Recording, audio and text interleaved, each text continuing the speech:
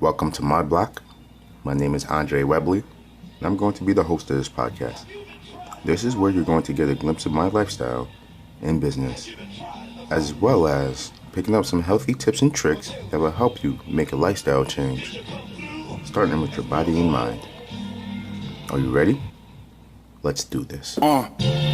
They asked, could he deliver another classic? Who else carried the field on their back with this rap shit? So I treat it like it's my last hit when I craft this magic. How we approaching every single track with, and let it burn slow. For my town, I'm feeling like it's my turn. So integrity in my pen is with every verse. Show simply nothing less than the legend that Grace birth. Yo, was they do more than So discipline is definitely something that will help us succeed. And discipline is something that I think each and every one of us should have. Unfortunately, not everyone has discipline. Facts.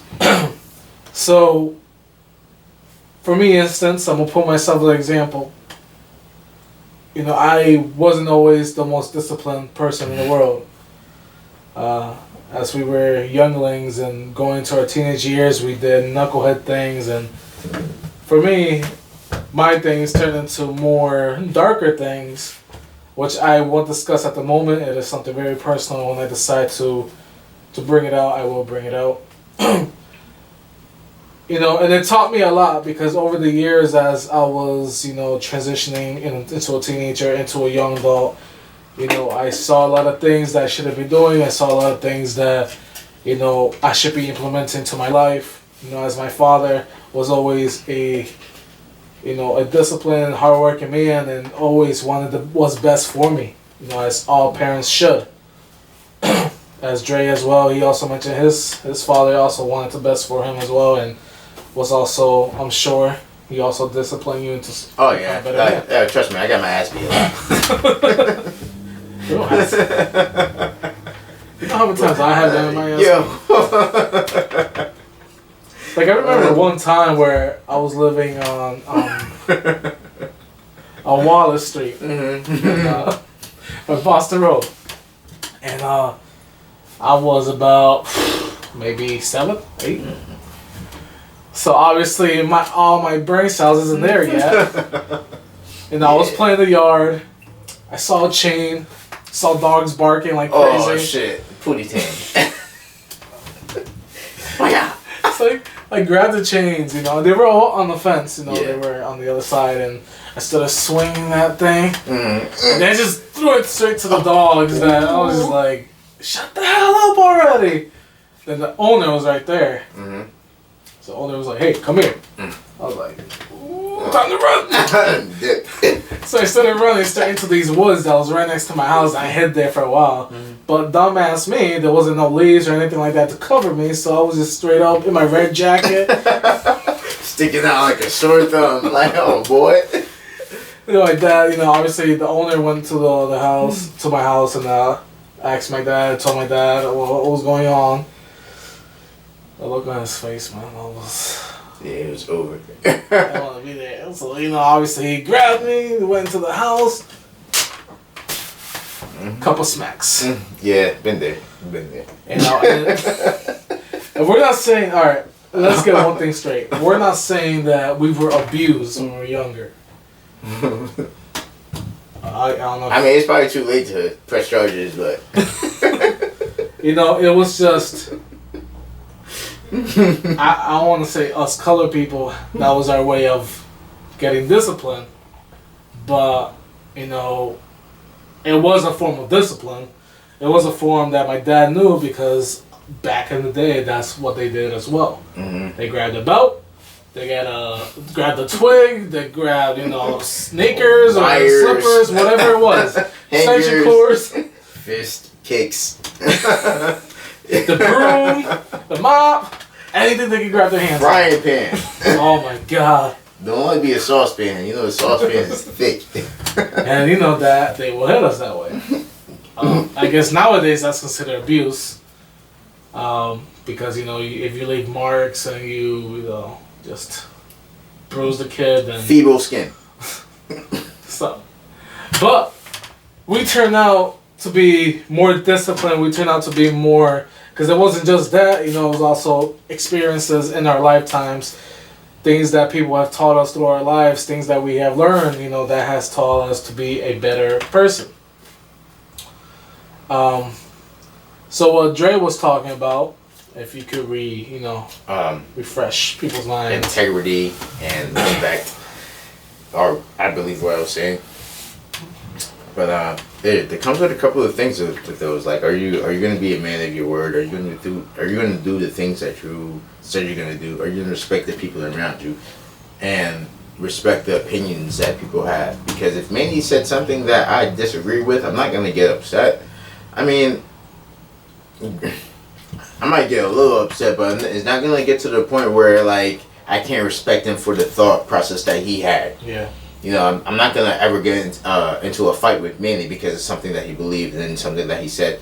Like, say, if you was a Trump supporter and you believed everything that Trump said, like, okay, cool, I could respect the way that you think, but I'm not going to sit here and fist fight you over some stupid shit. Like, what you got that hat for? Like, yo, you wear your MAGA hat, you do you. Or MAGA, MAGA, you wear that hat, right? Yeah, so it doesn't bother me if people are Trump supporters. It doesn't bother me at all. But it's their own. That's their forte. On the flip side, like if you're wearing that hat and you're saying some real disrespectful stuff to me, racist stuff. Yeah, or like, hey, don't be sly with your words if you're wearing that hat. Is basically what I'm trying to say. Like, don't backhand compliment me like. If you look good if you didn't have that dark skin. I'm fucking you up. I'm sorry, but like, don't do that. Jeez, I'm sorry.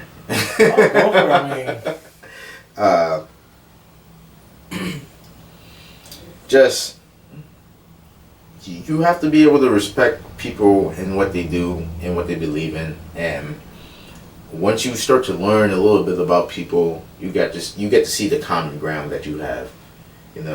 Whether they're white, black, Asian, Chinese, wherever the case may be. You have to. We're all human beings. Like, we all have this. We all love food. We could go anywhere in this world and be like, I want some of that shit. Like, I need some of that. Like, I don't know what it is, but that right there. Like, I know they got bread. I know it got meat. That is not a Philly cheesesteak, but it looks like one. So let me get some of that. We can go anywhere in the world and feel like we're at home. We can go anywhere in the world and feel like, damn, I belong here. I know personally, like my brother, he went to Africa and I've been to Jamaica like 10 times. I feel right at home. I will take my shirt off, have sandals on, and just walk down the street by myself and be straight. And just not a lot of people in Jamaica who could, a lot of tourists that go to Jamaica who can do that. I feel right at home, and I guarantee there's a spot at home or a spot in the world that you feel at home at, and that should tell you something. That should definitely tell you something. We're all alike in some sort of way, and there's nothing that should really be segregating us in a sense. Mm-hmm. There's also something that leads to a positive impact. I do CrossFit. I see athletes from across the world participate, and I see them struggling. Not all of them speak English, but I see them all go through the same struggle I go through. Like, and nobody's really born a superstar and working out. Like, you might be good at it, but like you have to work to be really good at it. And I look at these people do this, and I'm just like, yo, I feel the look that they have on their face. I'm just like, oh, Jesus. Like, I feel the same way when I do a workout that looks that hard, that feels that hard. I'm just like, oh, I understand everything that you're going through. Or you want to lay down on the ground after you're done? I may not lay down on the ground, but like, I definitely know what you feel like. Like, I've been to the point where I wanted to cry after I got done with the workout because my arms hurt so much.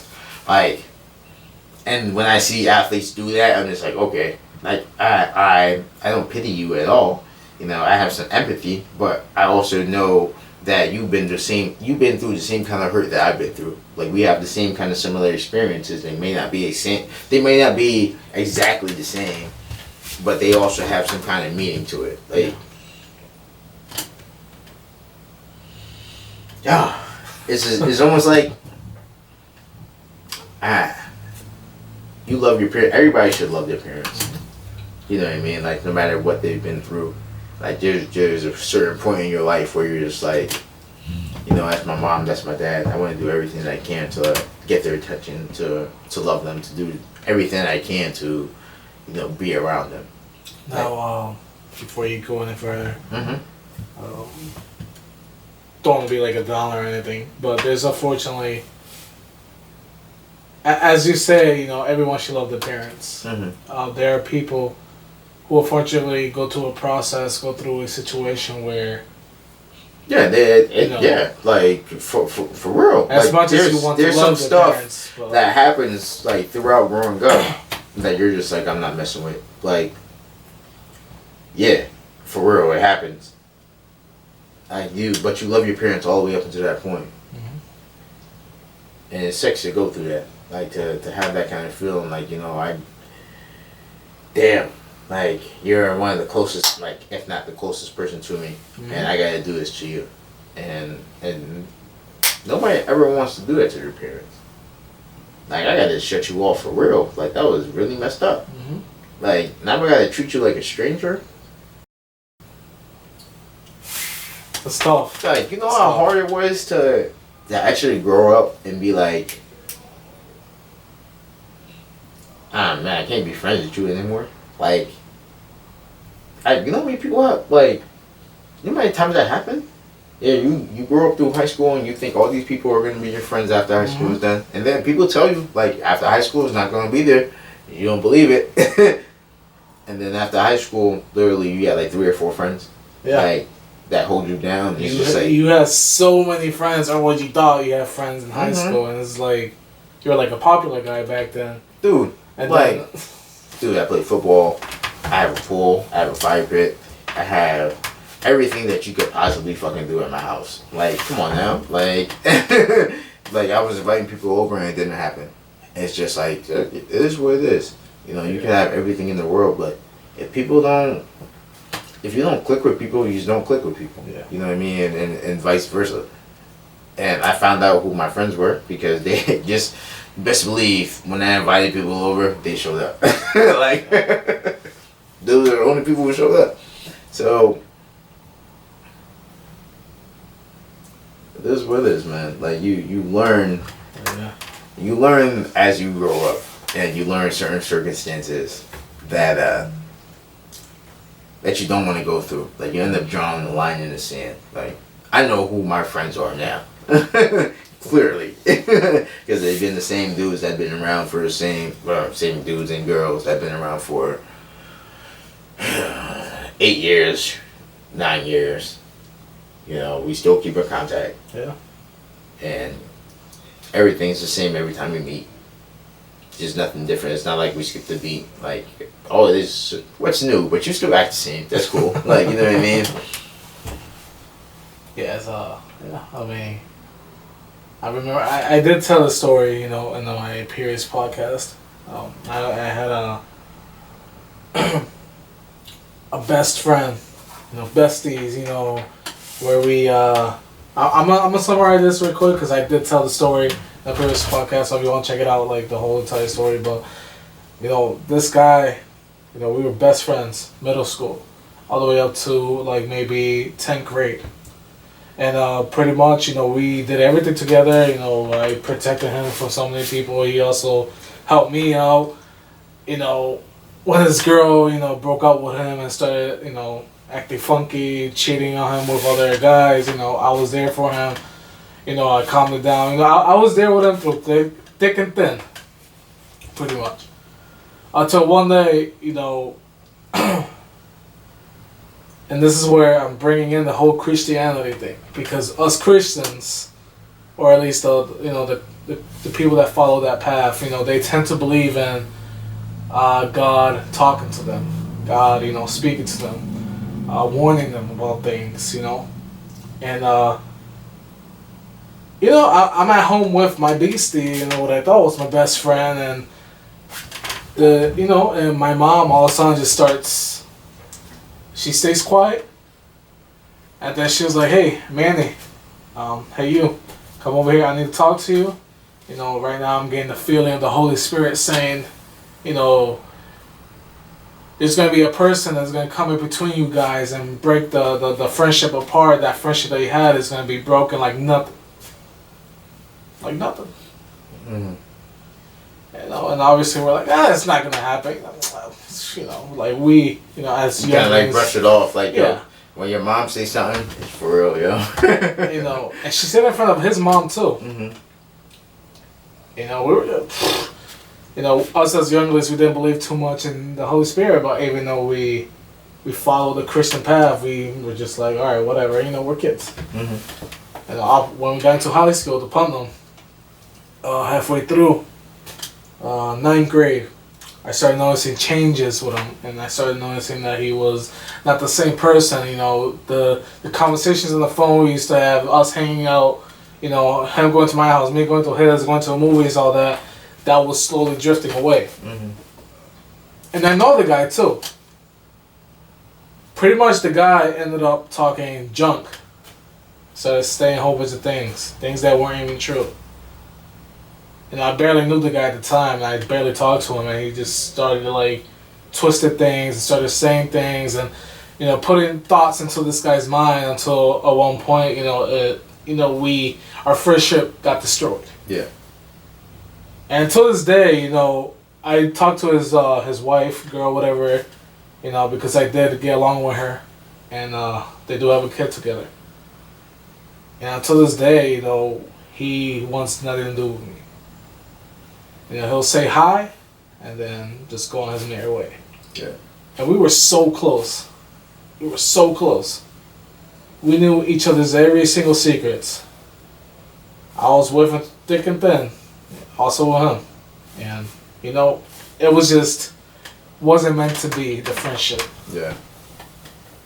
You know, and unfortunately, that's how it is, you know, when you go through school and you realize who the real people are in your life, you know? Mm-hmm. You realize who the real family is in your life as well, because they're a fake family as well. Yeah, people are people. Yeah, and, you know, all that negativity, you know, we can't have in our lives.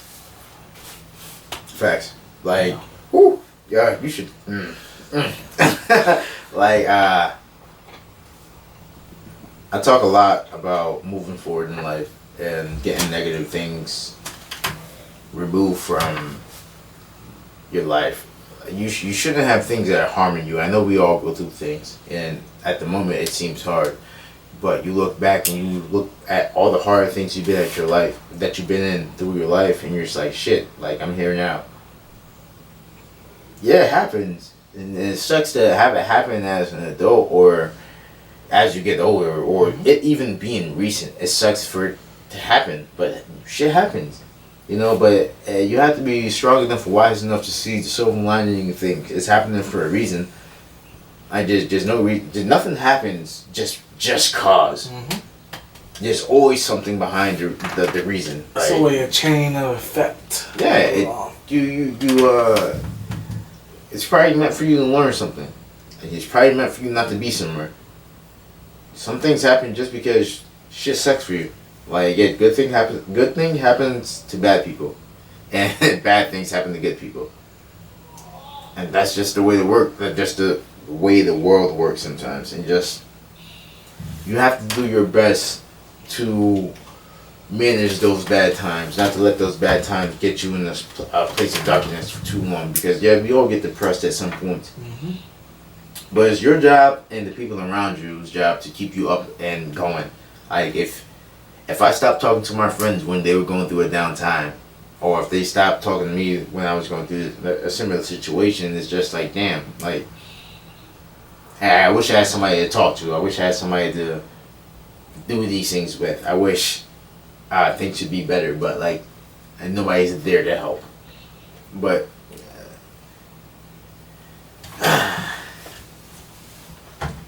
it's something that